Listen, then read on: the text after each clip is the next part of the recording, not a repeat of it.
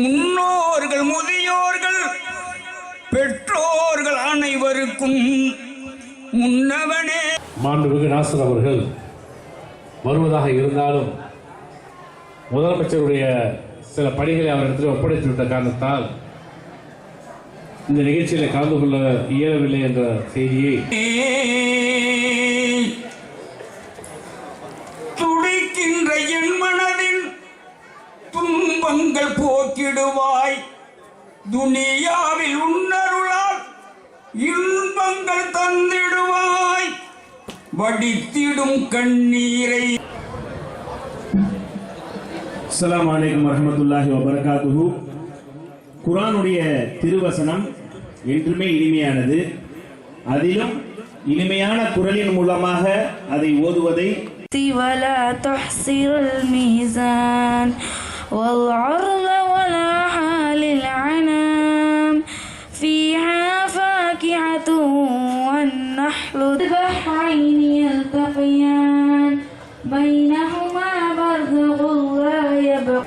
அந்த தெருவுக்கு வைத்து மகிழக்கூடிய ஒரு பெருமையை நமக்கு தந்தமைக்காக தமிழ்நாட்டுடைய முதலமைச்சர்களுக்கு நாம் அனைவரும் நன்றி சொல்ல கடமைப்பட்டிருக்கின்றோம். இந்த நிகழ்ச்சியிலே நம்முடைய மரியாதைக்குரிய சட்டப்பேரவையுடைய முன்னாள் உறுப்பினர் எம்ஜிகே அவர்கள் மிக அருமையான ஒரு செய்திகள் எல்லாம் நமக்கு இடத்துல சொல்லி அமர்ந்திருக்கிறார். ஃபுக்ரா வெல்ஃபேர் ட்ரஸ்டினுடைய எண்ணத்தின் அடிப்படையில் தன்னை புலம்பெயர்ந்ததாக காட்டிக்கொண்டு வந்து கொண்டிருக்கிறார்கள். நமக்கு தெரிந்தவரை இந்த ஃபக்கீர்மார்கள் தமிழ்நாட்டை பொறுத்தவரை 467 ஆண்டுகளாகத்தான் தெரியும் என்று நானும் நினைத்துக் கொண்டிருந்தேன்.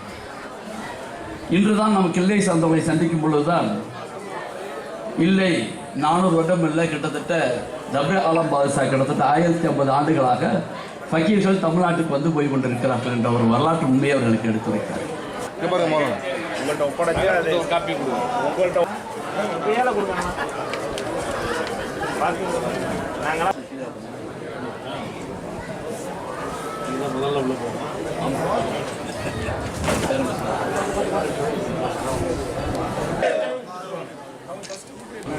மேம்படுத்தும் வகையில் இதை ஆரம்பம் செய்திருக்கின்றார்கள். அல்ஹம்துலில்லாஹ். அல்லாஹ் எஜமானுடைய கிருபையை கொண்டு இது வெற்றியாக நடக்க நம் அனைவரும் வாழ்த்துக்களையும் துவாக்களையும் முன்னெடுத்து இந்த நிகழ்ச்சி நடந்து கொண்டிருக்கிறது. உன் கிருபை வாழ்வினிலே நான் பெறவும். சிறப்பான முறையில் குர்ஆனுடைய திருவசனத்தை இங்கு ஓதி அமர்ந்திருக்கிறார்கள். அதிலும் குறிப்பாக இஸ்லாத்திற்காக பாடுபட்ட, இஸ்லாம் வளருவதற்காக தங்களுடைய